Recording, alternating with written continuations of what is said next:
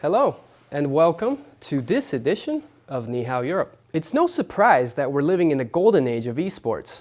Just like rap music back in the 90s and online gaming over the past decade, esports now is favored by many and becoming mainstream culture. In today's program, we first take you to the gaming lounge, Area 52 in Vienna, the capital of Austria.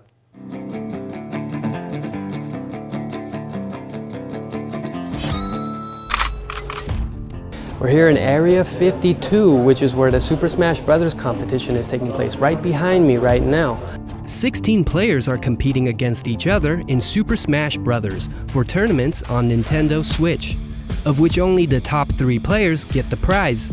But most people aren't here for the awards.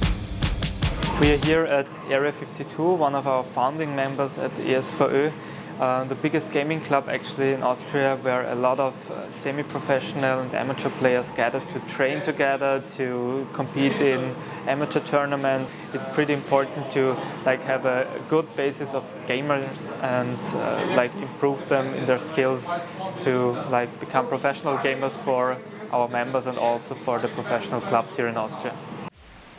As introduced by Haselberger, professional esports players can now compete in the 2 major leagues in Austria to get a ticket to the international esports tournaments. In recent years, the esports market in Europe has grown rapidly, and the growth is forecast to continue. On the other side of the planet, another esports market has emerged. According to the industry report, the esports games market in China generated 140.2 billion yuan in sales revenue, a year-on-year growth of 2.65%. The report highlighted the continuous growth of China's gaming industry, both in its market size and in its user base.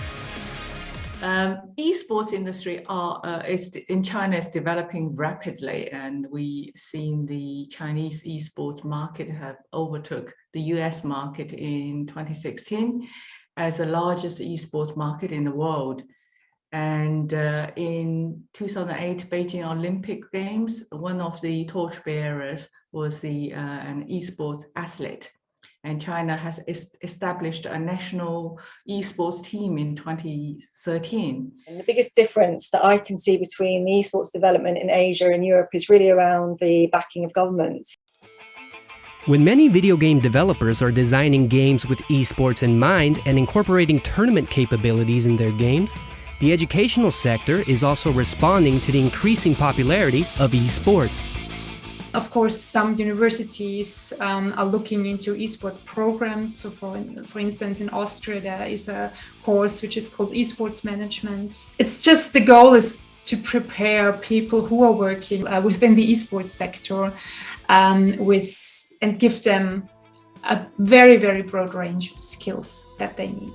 I think both Chinese esports industry and European, with regarding training education, facing very similar challenges, which is perception and misunderstanding of what esports education is and for.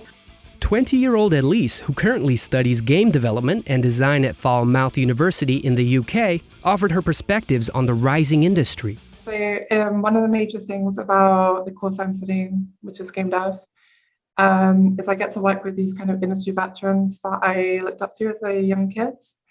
At university, is really passionate and inspiring when it comes to my work, because, well, they worked on the things that I looked at as a kid as absolutely amazing and wondrous titles, really, that kind of drove me into this career path.